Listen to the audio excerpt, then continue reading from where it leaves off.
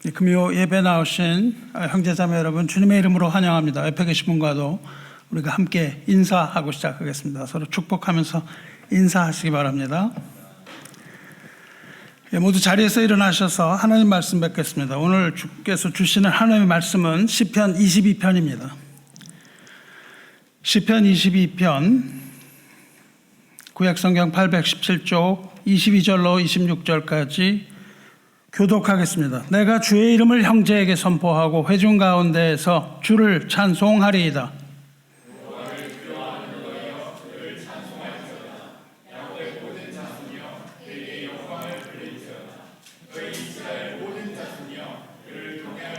그는 곤고한 자의 곤고를 멸시하거나 싫어하지 아니하시며 그의 얼굴을 그에게서 숨기지 아니하시고 그가 울부짖을 때에 들으셨도다.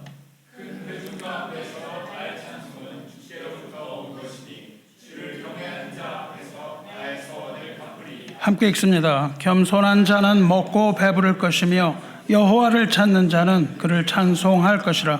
너희 마음은 영원히 살지어다. 할렐루야. 아멘. 모두 자리에 앉으시기 바랍니다. 하나님의 말씀 나누겠습니다. 먼저 말씀을 나누기 전에 우리 하나님과 우리 주 예수 그리스도의 거룩한 이름을 송축합니다. 할렐루야. 우리가 오늘 본문 말씀 들어가기 전에 본시의 첫 부분으로 다시 한번 돌아보겠습니다. 여러분 기억하실지 모르지만은 이 시에는 소제목이 붙어 있습니다. 이 시에는 다윗의 노래 영장으로 아이엘렛 사할에 맞춘 노래라는 제목이 붙어 있어요. 이것을 번역하면 아침의 사슴에 대하여라는 뜻입니다. 아침의 사슴에 대하여. 좀 약간 생뚱맞기도 하지만은 제목이 그렇게 붙어 있습니다. 아가서나 다른 성경 곳곳에서 예수님은 종종 사슴에 비유되었습니다. 그리고 시편에서는 사슴을 잔인하게 사냥하는 모습도 종종 나타납니다. 이 시는 어떻게 시작하죠? 내 하나님이여 내 하나님이여 어찌 나를 버리셨나이까, 이렇게 시작됩니다. 이 시는 십자가의 시입니다. 예수님께서 십자가에 달리셨을 때 이 시에 예언된 것을 많이 말씀하셨고 또 그 주변에서 예수님을 바라보던 사람들도 이 시의 말씀 많이 인용했어요. 이 시는 십자가에서 순환당하고 죽으신 어린 양 우리 주 예수 그리스도를 가리키고 있으며 특히 아침의 사슴으로 비유된 것으로 우리가 이해됩니다. 어째서 아침의 사슴인지 우리가 곧 알게 되는 거죠.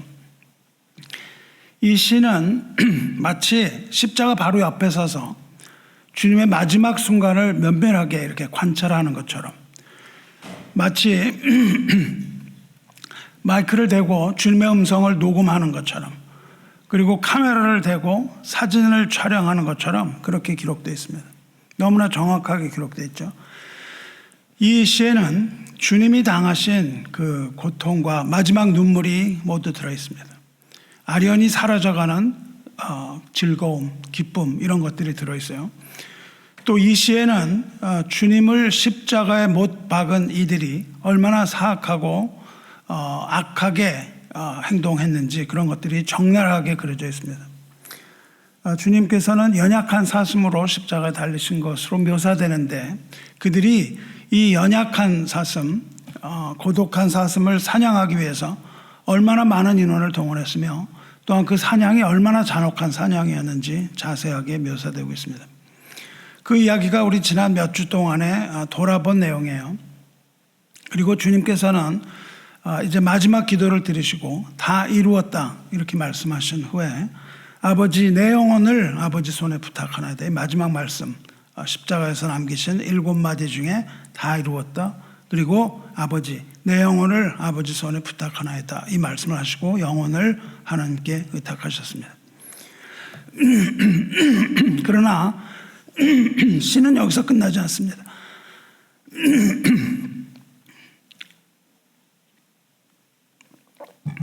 이 시의 전반부는 그리스도의 고난을 다루고 있는데 그리스도의 고난뿐만 아니라 후반에 들어서는 그 후에 따르는 예수님의 영광을 볼 수가 있는 겁니다. 그러니까 이 시에는 십자가의 어둠이 깔려져 있지만은 그러나 동시에 십자가의 영광이 동시에 나타나는 그런 시예요.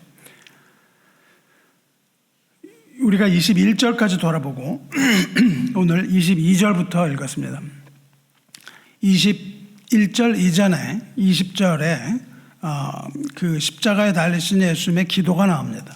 내 생명을 칼에서 건지시며 내 유일한 것을 개의 세력에서 구하소서, 나를 사자 입에서 구하소서 기도하시고 마지막으로 주님의 응답이 있습니다. 하나님의 응답이 나타나는 것으로 21절이 끝납니다.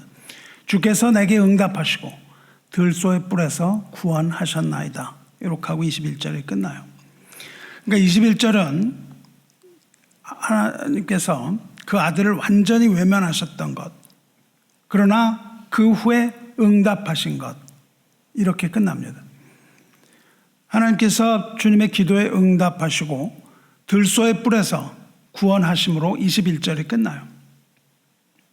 다시 말하면 이것은 주님의 십자가 죽음의 마지막 부분에 해당하며 하나님께서 예수를 죽은 자 가운데서 일으키시고 하나님 보좌 우편에 앉으시는 그 부분에 해당하는 거예요. 그리고 방금 전에 우리가 읽은 22절이 시작됩니다. 그러므로 22절은 뭘 말하냐면 밝아온 부활의 아침을 말하는 거예요.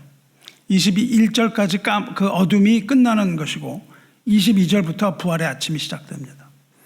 이 사슴을 하고 사냥하던 많은 황소들과 바산의 힘센 소들과 또한 찢으며 부르짖는 그 사자 같은 그러한 악한 자들과 사냥개들과 악한 무리들은 사슴이 십자가에서 죽었을 때 마치 그들이 승리를 얻은 것처럼 환호하고 기뻐했습니다.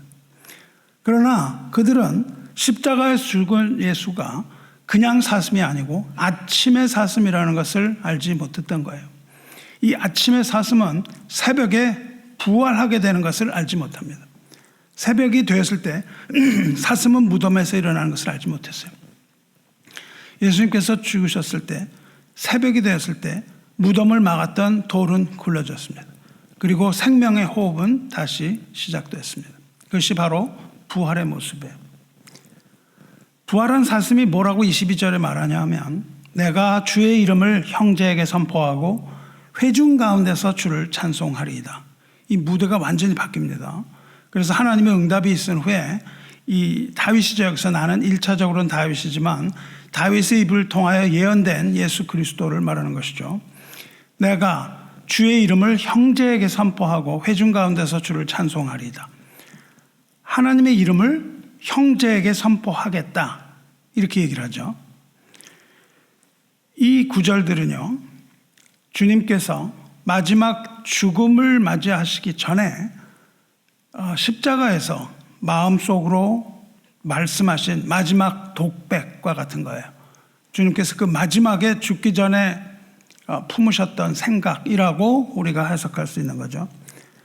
왜냐하면 실제로 주님께서는 이 일들을 다 하시기 때문입니다. 예수께서 부활하신 후에 이 모든 일들이 22절로부터 시작되는 모든 일들이 그대로 일어나요. 정말 그렇게 됐는지 살펴볼까요? 예수님은 새벽에 부활하세요.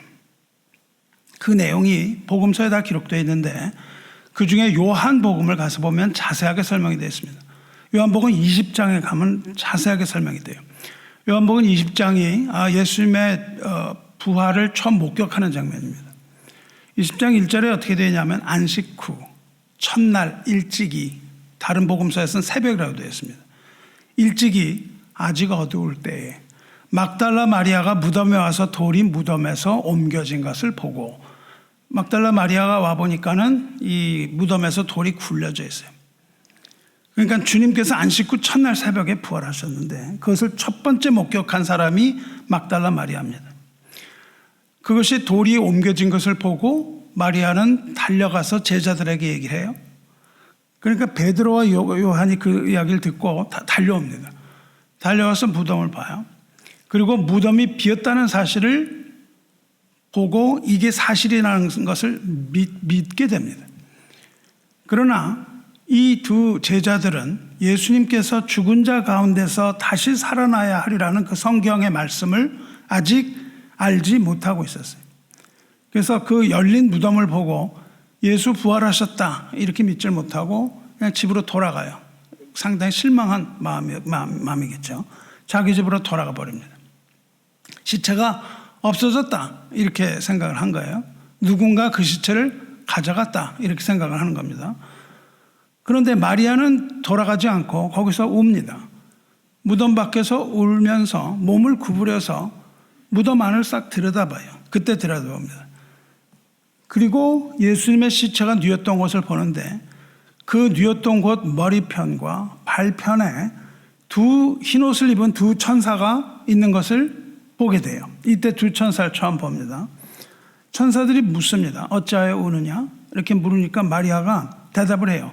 사람들이 내 주님을 옮겨다가 어디 두었는지 내가 알지 못합니다. 이렇게 얘기를 해요.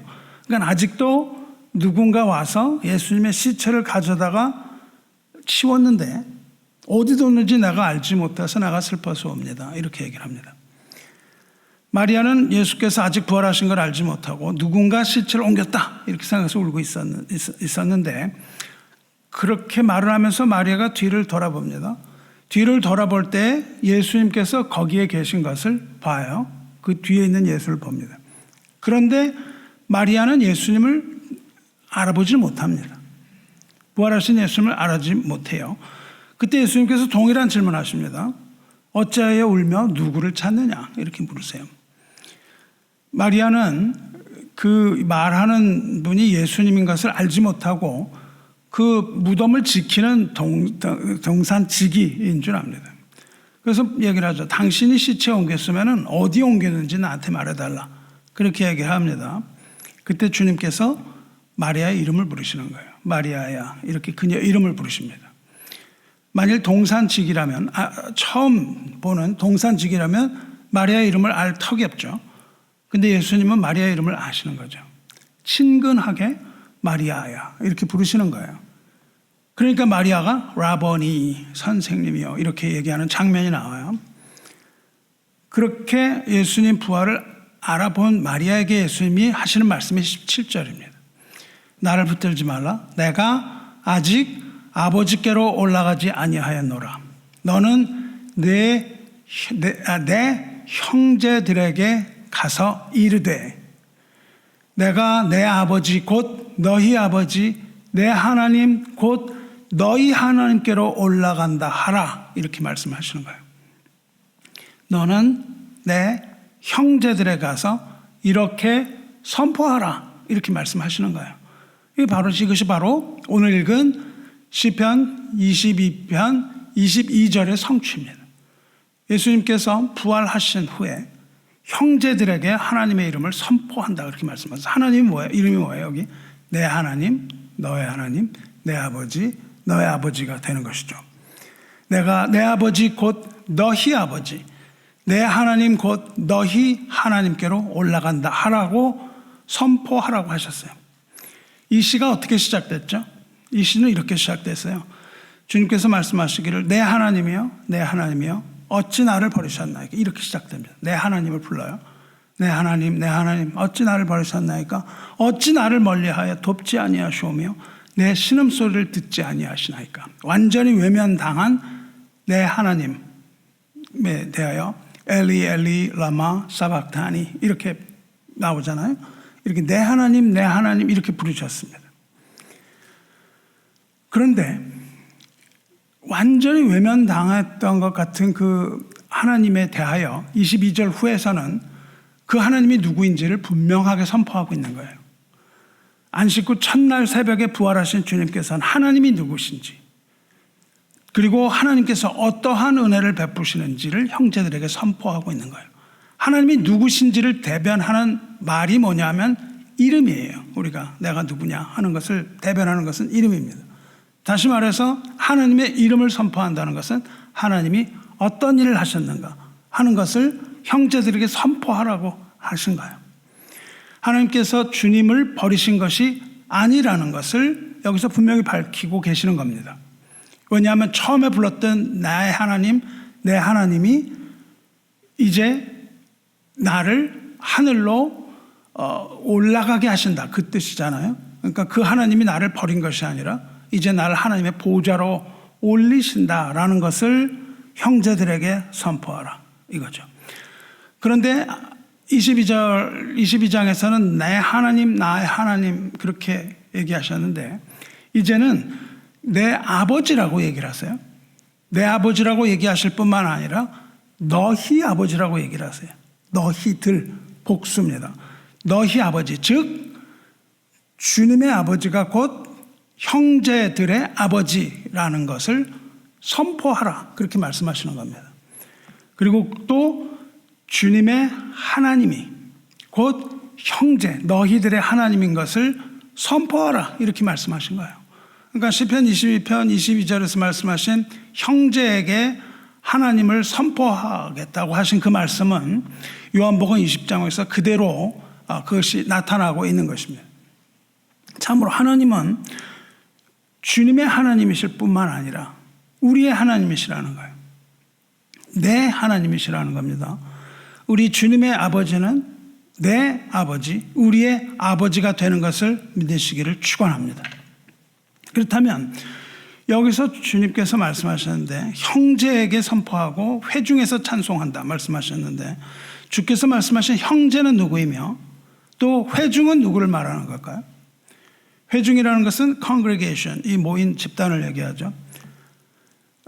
복음서를 보면 예수님의 어머니와 동생들이 예수님을 찾아와서 예수님을 찾았을 때가 있습니다. 그때 주님께서 뭐라고 말씀하세요? 어머니와 동생들이 와 있습니다. 누군가 그렇게 얘기하니까 주님은 누가 내 어머니며 내 동생들이냐 이렇게 반문하시면서 거기에 둘러앉아 있는 제자들을 보면서 누구든지 하나님의 뜻대로 행하는 자가 내 형제요 내 자매요 어머니다 이렇게 말씀을 하세요. 그러니까 형제, 주님의 형제는 누굽니까? 하나님의 뜻대로 행하는 자를 형제라고 말씀하시는 거예요. 주님의 형제는 엄밀히 말하면 무엇이냐 하면은 주님의 교회를 말하는 겁니다. 우리가 그냥 갖다 붙이는 것이 아니라 히브리서가 이 구절을 이렇게 인용하고 있어요. 이 시편의 22편을 그대로 인용하면서 그것이 바로 거기서 말하는 형제는 주님의 교회다 이렇게 설명을 하고 있습니다. 히브리서 2장 11절 보시면 거룩하게 하시는 이와 거룩하게 함을 입은 자들이 다 한 근원에서 난지라. 즉 거룩하게 하시는 자 예수님과 거룩함을 입은 자 우리들은 다 한 근원에서 났다는 겁니다. 뿌리가 같다는 거예요. 예수님과 우리가 뿌리가 같다는 겁니다. 그걸 형제라고 불러요. 그러므로 형제라 부르시기를 부끄러워하지 아니하시고, 그러니까 여기서 형제라는 게 뭐예요? 루트가 같다, 아버지가 같다는 뜻입니다. 아니하시고 이르시되 내가 주의 이름을 내 형제들에게 선포하고 내가 주를 교회 중에서 찬송하리라 하셨으며 이렇게 번역이 되어 있습니다. 그러니까 여기서 말하는 히브리서가 그 구약 시편 22편에 나오는 회중 카할이라고 이제 히브리어로 이렇게 얘기하는데 이것을 교회 에클레시아라는 단어로 번역을 해서 번역하고 있는 거예요. 그러니까 회중이라는 말을 직역을 해서 교회라고 번역하고 있습니다. 그러니까 시편 22편에서 다윗이 예언했던 그것, 회중에서 내가 찬양하고 형제에게 하나님의 이름을 여호와 이름을 선포하겠다고 할 때 형제와 거기에 있는 회중은 동의한데 형제도 회중도 모두 교회를 말하고 있다는 거예요. 그렇습니다. 형제는 곧 교회. 무엇이냐 하면 하나님의 뜻대로 행하는 자. 다시 말하면 하나님의 계명을 지키는 하나님의 권속, 교회를 의미하는 거예요. 그러니까 22절부터 뭐가 시작됩니까? 교회가 시작된다고요. 예수님이 십자가에 못 박히셔서 거기서 모든 순환을 당하시고 거기에서 하나님으로부터 외면받고 저주의 나무에 달려서 죽으세요. 그리고 새벽이 시작된다고요.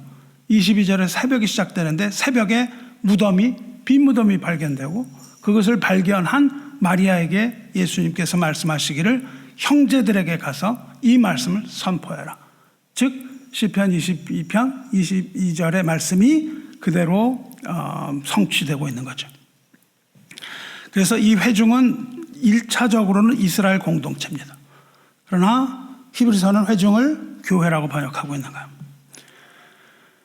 교회는 하나님의 아들 예수 그리스도의 구속의 사역을 통해서 우리를 자녀로 삼으신 하나님의 은혜, 이 하나님의 은혜의 뿌리를 둔 것이고, 그 뿌리를 둔 그 동일한 씨를 소유한 영적인 가족을 얘기하고 있는 겁니다.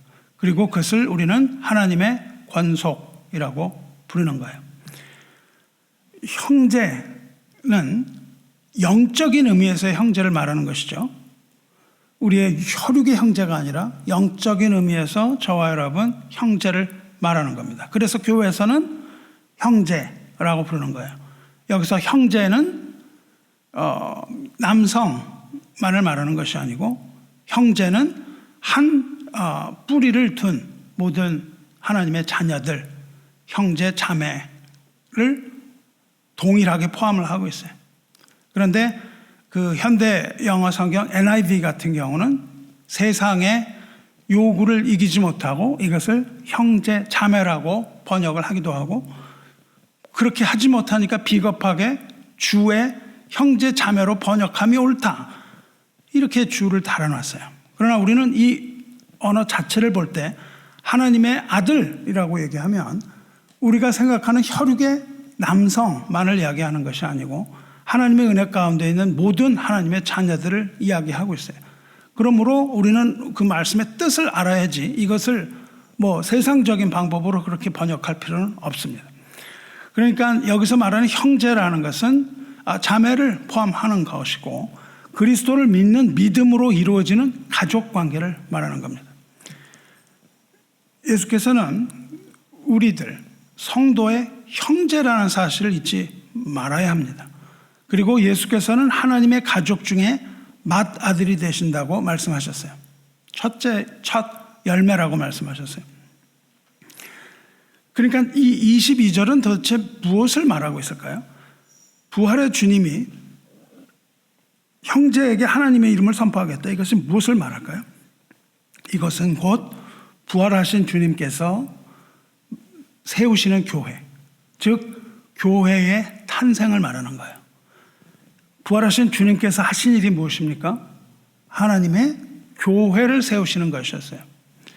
초대 교회의 사도들의 설교 핵심은 예수의 부활입니다.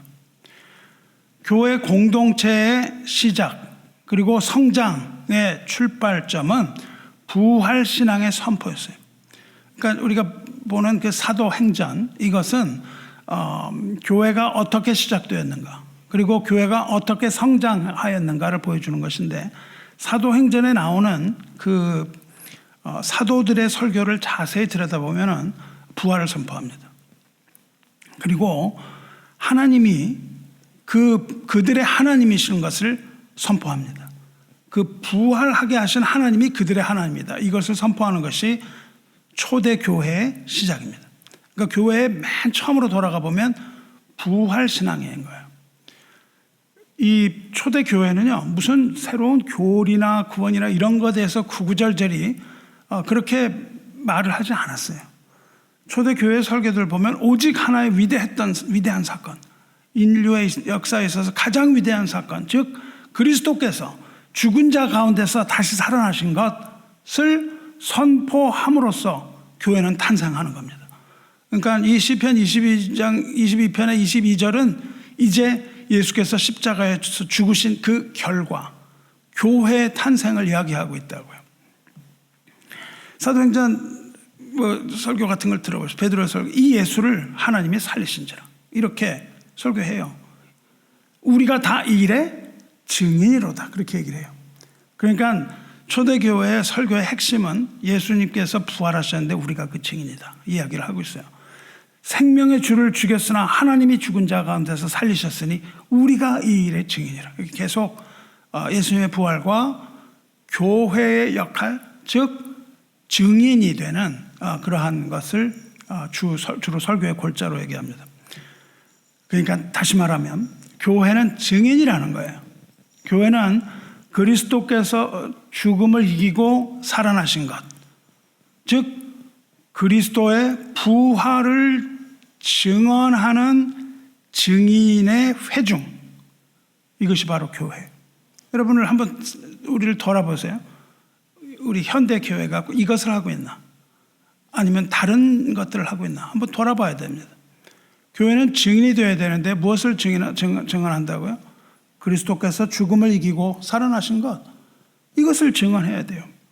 우리가 지난주에 돌아본 것처럼 고린도전서 15장에서는 뭐라고 말해요? 부활을 믿지 않는다면 우리 뭐 어떤 교리나 이런 것들이 다 쓸데없다고 얘기를 하는 거예요. 교회도 존재할 수 없고 믿음도 존재할 수 없다. 이것이 고린도전서 15장의 주 내용입니다. 부활을 그만큼 중요하게 생각을 하고 있는 거예요.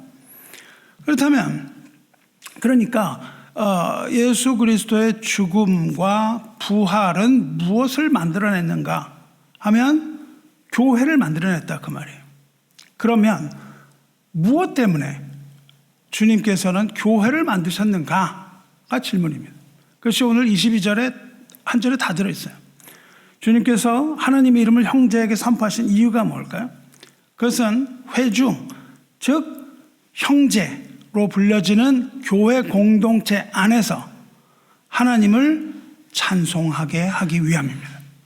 교회 목적은요, 하나님을 찬송하는 거예요. 여러분 이걸 잊으시면 안 됩니다. 교회의 주된 목적이에요. 이것이 빠지면 교회라고 할 수도 없습니다. 교회의 목적은요, 전도에 있지 않아요. 무슨 선교에 있지 않아요. 선교를 왜 합니까? 선교는 교회의 목적이 아닙니다. 교회의 목적은 찬양이에요. 하나님을 찬양하는 것입니다.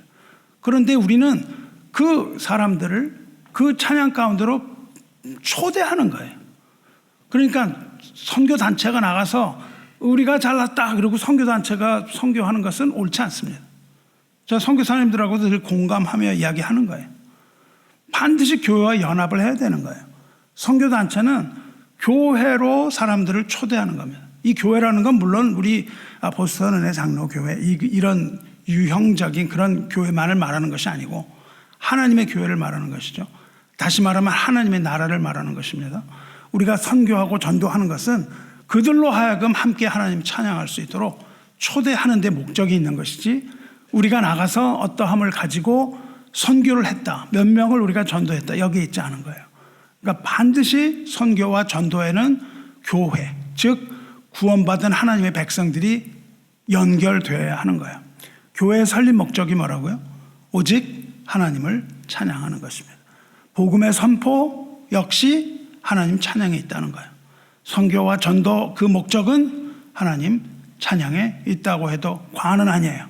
시편 이사야 43편 21절에 이 백성은 내가 나를 위하여 지었나니 나를 찬송하게 하려 함이라. 나의 찬송을 부르게 하려 함이라.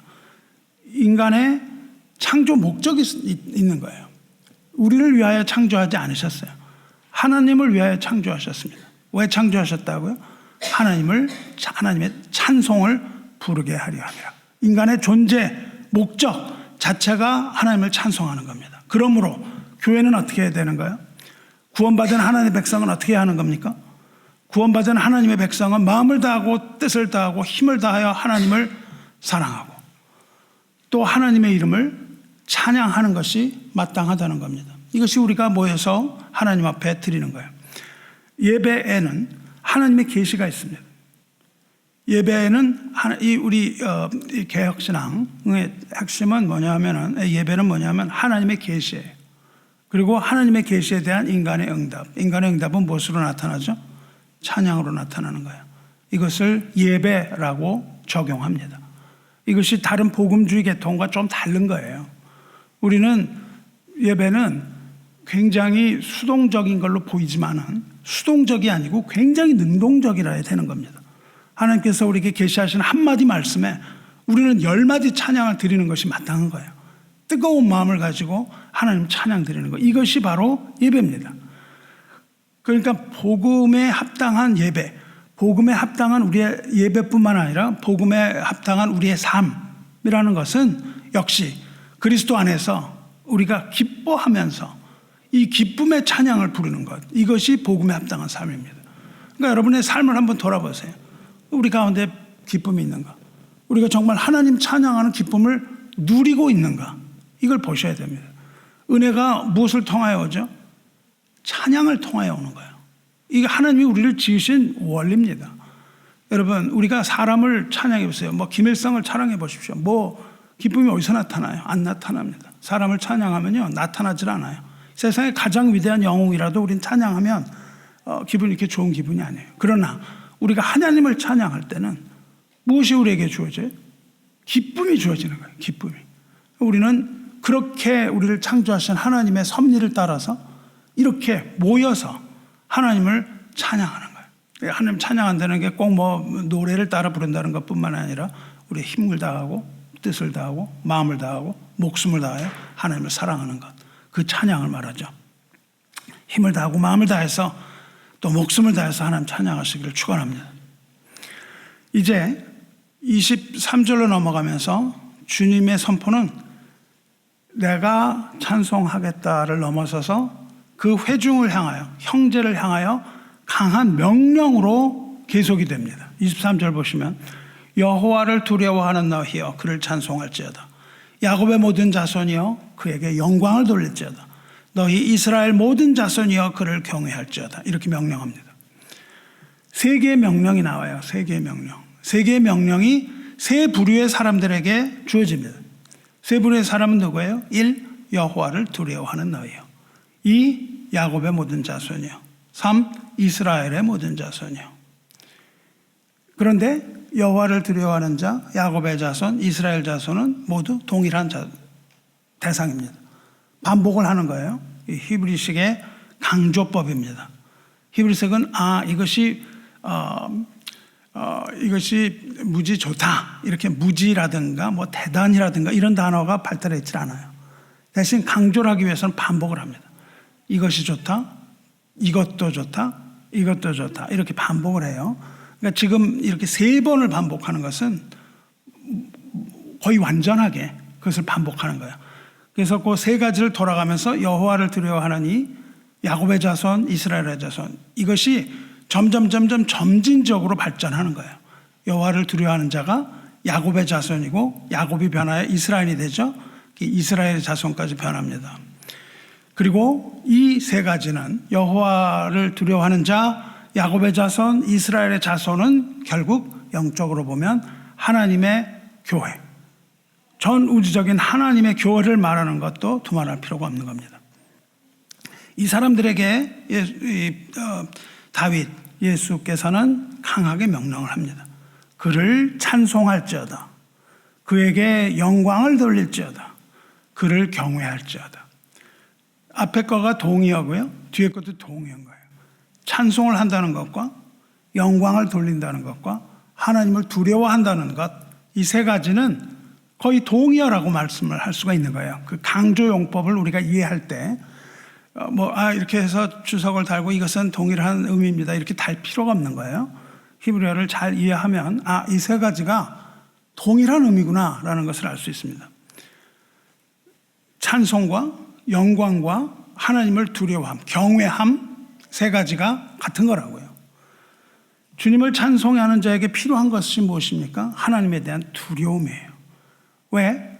잠언 9장 10절 보면 여호와를 경외하는 것이, 두려워하는 것이 지혜의 근본이요 거룩하신 자를 아는 것이 명철이니라, 이렇게 얘기하죠.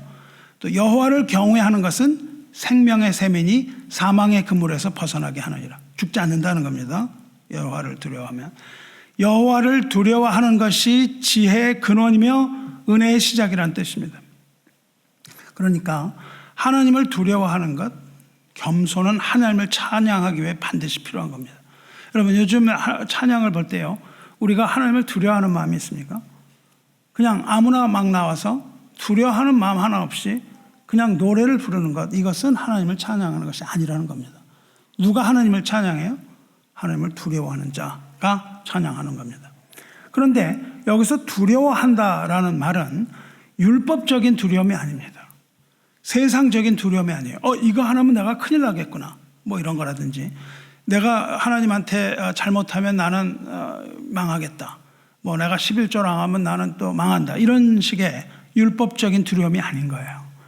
세상적인 두려움은, 세상의 근심, 세상의 두려움은 사망을 이룬다고 얘기했습니다.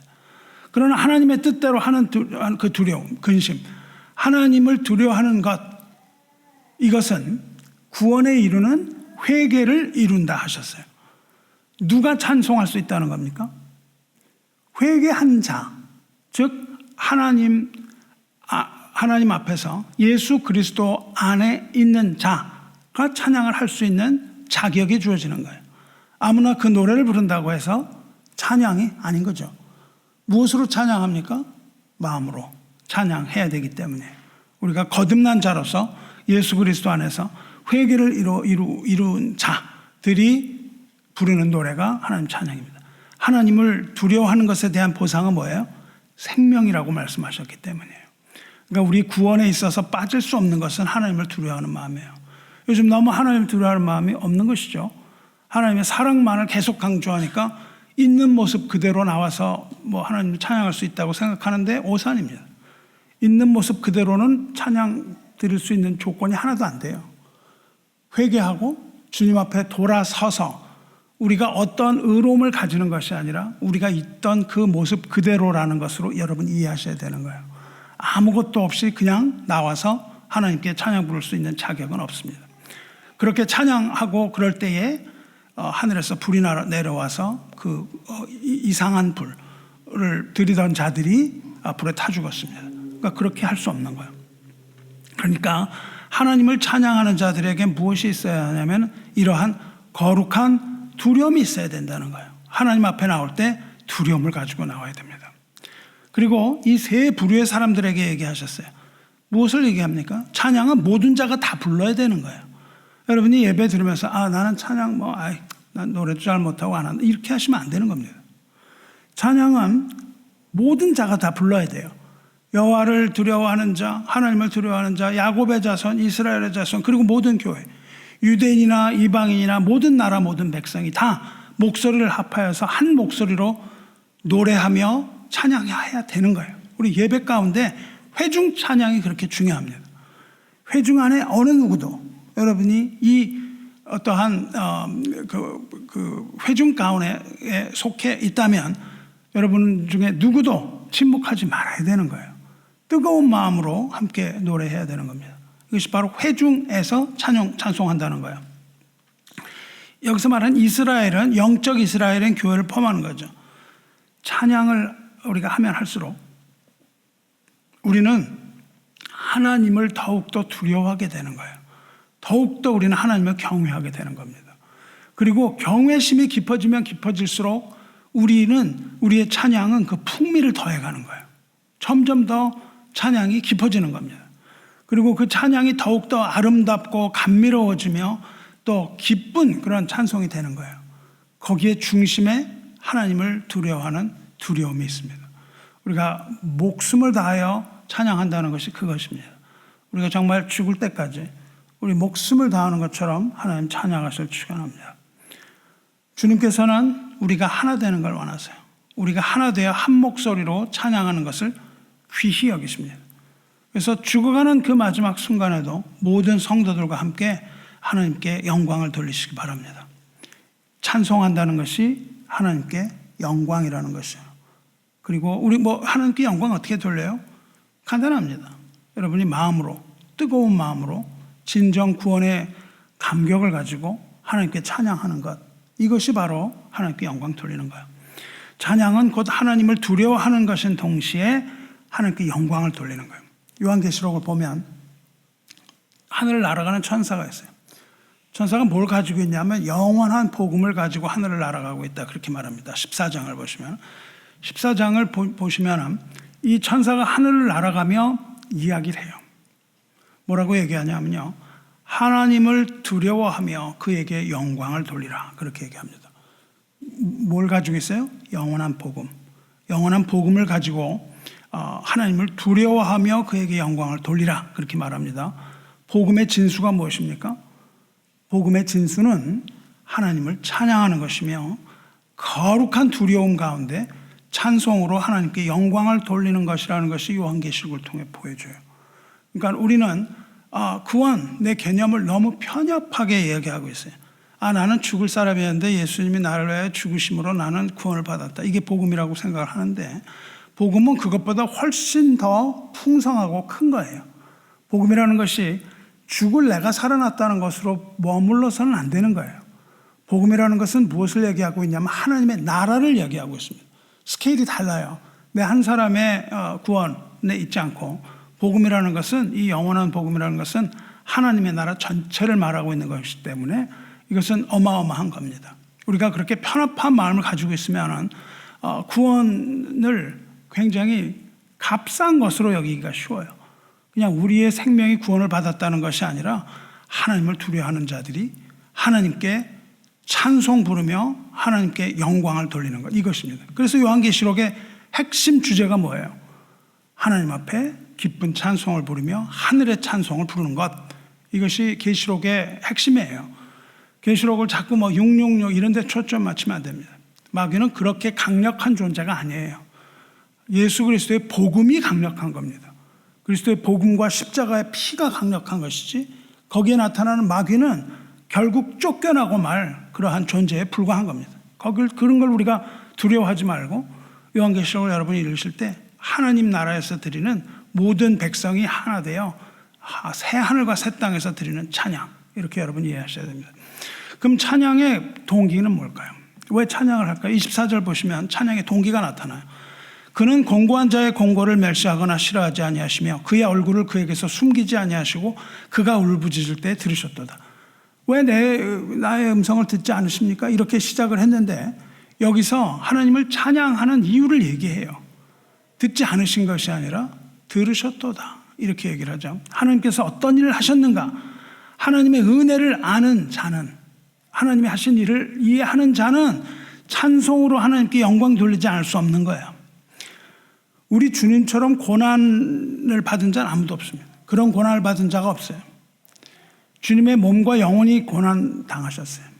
그리고 주님의 삶과 죽음까지도에서조차도 우리 주님은 고난을 받으셨어요. 하나님께서는 하나님의 사랑을 이 땅에 실현하기 위하여 그 아들에게 죄짐을 지우셨어요. 주님께서는 십자가에서 울부짖으면서 말할 수 없는 통곡을 하나님께 올렸습니다. 그럼에도 불구하고 하나님은 외면하셨다고요.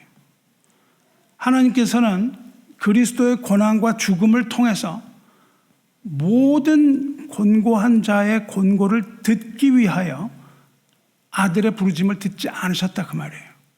하나님께서 그 아들을 돌아보지 않으셨던 것은 고난 가운데 있는 우리들의 고난을 돌아보기 위하여 아들의 고난을 돌보지 않으셨다는 겁니다. 그래서 곤고한 자에서 기도도 예수님의 기도도 듣지 않으신 거예요. 그 십자가 아래서는. 왜 그러냐면 그것을 통하여 우리의 부르짖음을 들으시고 우리의 곤고함을 돌아보기 위하여. 그래서 주님은 곤고한 자의 곤고를 돌아보시는 분입니다. 찾아온다 그래. 하나님께서 우리를 찾아오시는 겁니다. 우리가 고통스러워서 눈도 뜨지 못할 때 우리가 할 수 있는 것은 하나님을 바라보는 것뿐입니다. 그것을 앙망이라는 단어를 써요. 하나님을 바라볼 때 하나님께서 우리를 찾아오신다는 겁니다. 더 이상 우리 손가락 하나 움직일 수 없이 힘이 없어서 기도할 수 있는 아무런 힘도 없을 때 하나님께서 우리를 찾아오시는 거예요.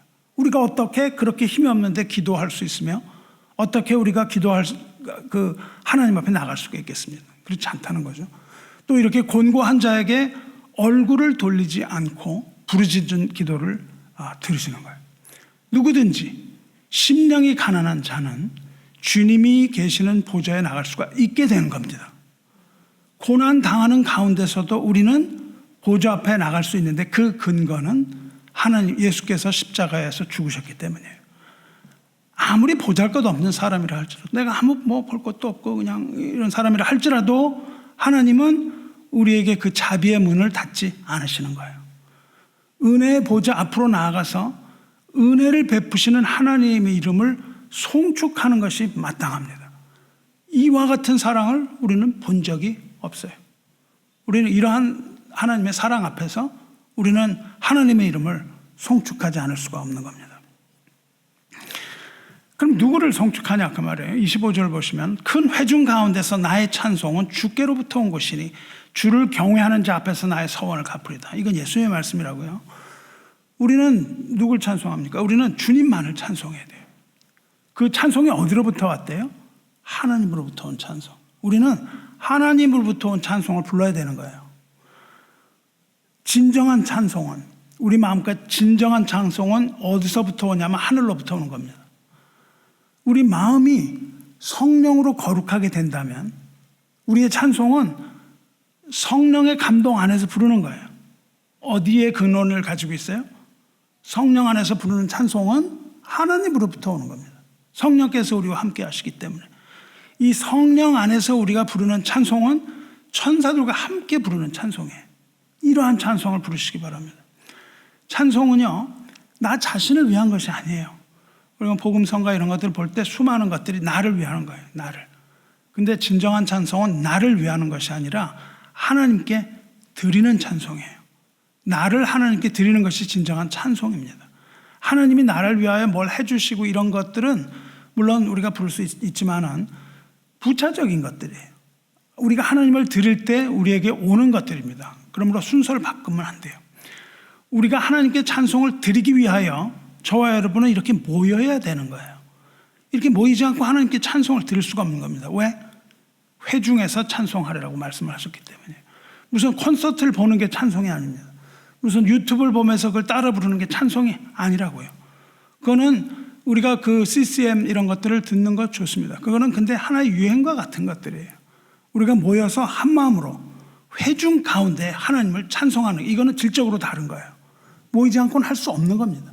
그래서 우리는 이렇게 시간과 물질과 이런 것들을 들여가면서 이렇게 하나님 앞에 찬송을 드리는 거예요. 회중에서 찬양하기 때문에. 그래서 찬송을 부를 때는 여러분이 큰 소리로 마음을 다하여 뜨거운 찬송 부르시기를 축원합니다. 이렇게 찬송 부를 것을 다짐을 해요. 사람들이 다짐하는데 그 경외하는 자, 그 교회 앞에서 주님 뭐라고 하시냐면 나의 서원을 갚을 것을 하나님 앞에 다짐했다. 그렇게 돼 있어요. 서원을 갚겠다. 그럼 예수님은 십자가에서 뭘 서원하셨겠어요? 하나님 앞에. 주님이 서원하신 건 딱 하나입니다. 주님께서는 사흘 만에 성전을 지을 것을 서원하신다고요. 내가 사흘 만에 성전을 짓겠다. 그리스도 안에서의 성전, 그건 뭐예요? 교회를 말한다고요. 사흘 만에 짓는 건 그리스도의 몸을 얘기하는 것이지만 그리스도의 몸은 무엇을 말합니까? 교회를 말한다고요. 그러니까 그리스도 안에서 성전, 즉 교회를 세울 것을 예수님께서 서원하신 겁니다. 아버지 앞에. 그거 오신 목적이에요. 예수님께서 이 땅에 오신 목적은 교회를 세우기 위한 거예요. 성전인 교회의 성도들을 또한 성전입니다. 그러니까 성도들 또한 성전이에요. 그러니까 성전인 교회의 성도를 일으킬 것을 서원하시고 그 뜻대로 갚으시는 겁니다. 이게 그대로 이어지는 것이죠. 그래서 그 사도행전의 그 긴 이야기들이 다 뭐예요? 예수님께서 이 서원하신 대로 성전을 다시 세우는 것. 즉 성령 안에서 성령이 거하시는 하나님의 성전. 이것이 바로 주님의 서원이 아니겠습니까? 26절 보세요. 겸손한 자는 먹고 배부를 것이며 여호와를 찾는 자는 그를 찬송할 것이라. 너희 마음은 영원에 설지어다. 겸손한 자는 그 위에서 말한 공고한 자입니다. 우리 공고하면 마음이 겸손해질 수밖에 없어요. 공고한 자입니다. 다시 말하면 예수님 팔복에서 말씀하신 산상수훈에서 말씀하신 심령이 가난한 자를 말하죠. 심령이 가난한 자는 복이 있나니 천국이 그들의 것이며 이겁니다. 그러니까 여기서 주어지는 보상이 뭐예요? 찬송의 찬송은 누가 합니까? 심령이 가난한 자가 하는 거예요. 우리가 심령이 가난하지 않으면 그렇게 찬송할 수 없습니다. 심령한 가난한 자에게 천국이 주어져요. 그런데 여기서 먹고 배부른다고 말해요. 이것은 무엇입니까? 예수님께서 말씀하신 산상수훈의 8복 중에 세 번째 마태복음 5장 6절 의에 줄이고 목마른 자는 복이 있나니 그들이 배부를 것이며 그 말씀하셨거든요. 이 배부르는 자가 되는 거예요. 겸손한 자는 의에 줄이고 말씀에 목마른 자예요. 여러분 왜 예배에 나오세요? 의에 줄이고 말씀에 목마르기 때문에. 목마른 자 아는데 우리가 풍성하게 말씀이 있다면 어떻게 왜 이 예배를 사모합니까? 말씀에 줄이고 의에 줄이고 목마른 자예요.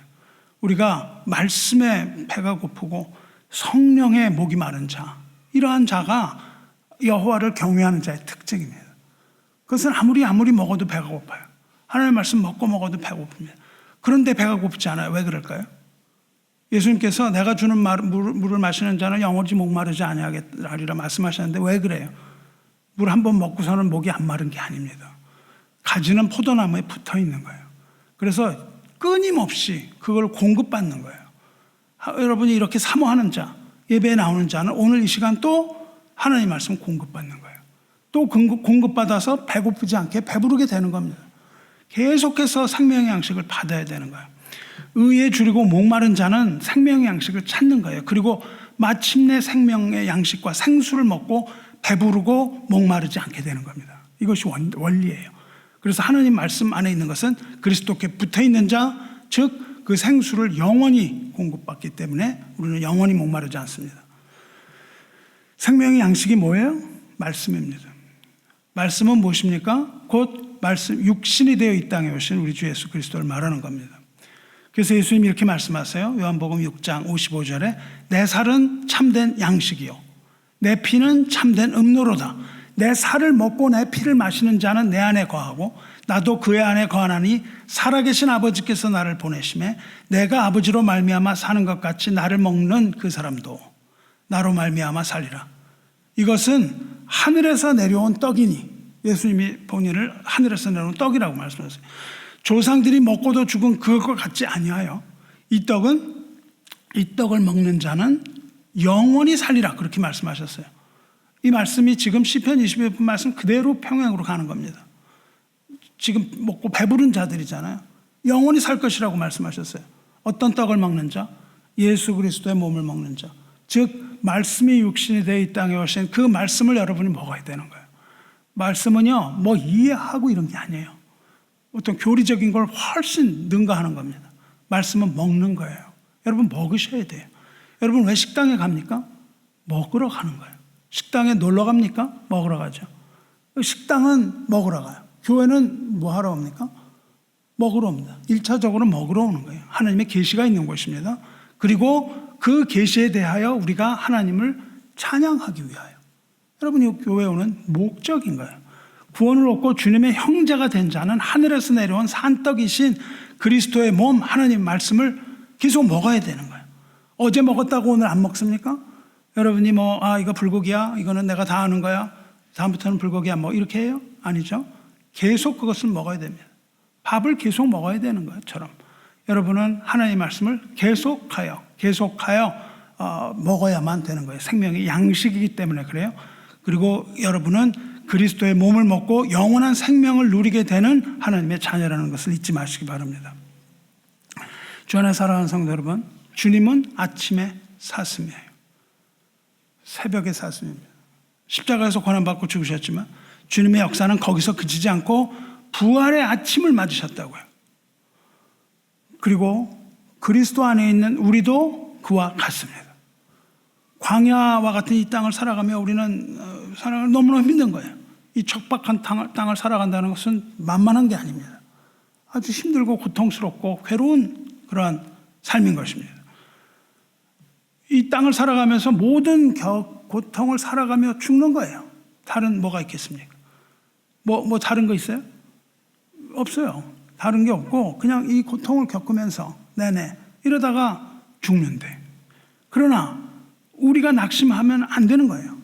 우리가 낙심하지 말아야 되는 한 가지 이유가 무엇입니까? 부활입니다.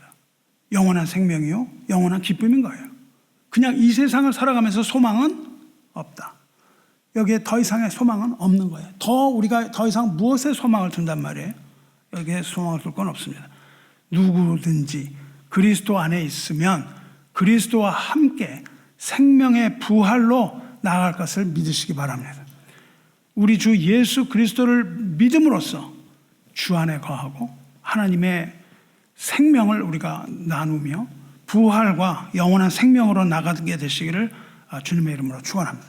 말씀 맺겠습니다. 주 안에 사랑하는 성도 여러분, 십자가에서 부활하신 예수 그리스도께서는 반석 위에 교회를 세우셨어요. 교회 세우신 목적은 하나님을 찬송하는 것, 그리고 부활의 아침에 우리는 찬송을 부르는 겁니다. 우리는 찬송을 준비해야 돼요. 언제? 그날 아침. 그날 아침 우리가 주님을 만나는 그날에 우리는 찬송을 준비하고 있어야 돼요. 지금의 찬송과 같지 않고 그것은 하늘의 찬송인 거예요. 천사들과 함께 부르는 요한계시록에 나오는 어린 양에게 존귀와 영광과 이런 것들을 다 돌리는 그런 찬송입니다. 하나님을 두려워하는 성도 여러분, 하나님을 경외하는 우리의 두려움은 기쁨의 찬양으로 승화되는 겁니다. 힘을 다해서 주님을 섬기시기 바라요. 마음을 다해서 주님을 사랑하시기 바랍니다. 그리고 목숨을 다해서 주님을 찬양하시기 바랍니다. 예수 그리스도 안에서 그렇게 함으로 하나님께 영광 돌리시기를 주님의 이름으로 축원합니다. 기도하겠습니다. 자비로우시며 은혜로우신 하나님 아버지, 우리 주 예수 그리스도의 순환과 십자가를 생각할 때에 우리는 주님의 그 크신 은혜를 찬양하지 않을 수 없습니다. 그리스도께서 고통 가운데 계실 때 하나님께서 주님을 외면하고 죄짐 지고 가게 하셨으므로 이제 우리가 고통받을 때 하나님께서는 우리를 외면하지 않으신 것 감사합니다. 예수 그리스도께서 십자가에서 하나님 향하여 부르짖으실 때 귀를 기울이지 않으셨으므로 우리가 부르짖을 때에 우리의 부르짖음 들으심을 감사드립니다. 주님을 경외하는 형제들이 모인 이 자리에서 우리가 힘을 모아서 주님을 찬양합니다. 우리 힘을 다하여 주님 찬양하기 원합니다. 우리의 찬양을 받아주시옵소서. 우리로 하여금 말씀을 먹고 배불리 먹게 하시고 하나님을 찾을 때 하나님을 찬양하게 하여 주시옵소서. 우리 마음이 영원히 살게 하여 주시옵소서.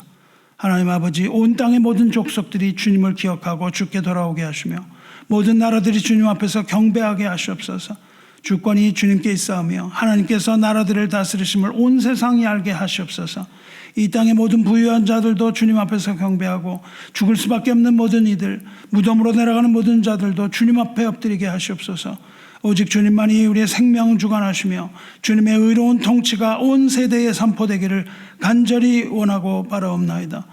십자가에서 죽으시고 부활하셔서 하나님 우편에 앉으시고 우리를 또한 하나님의 나라로 부르시는 우리 주 예수 그리스도의 거룩하신 이름으로 기도드리옵나이다. 아멘.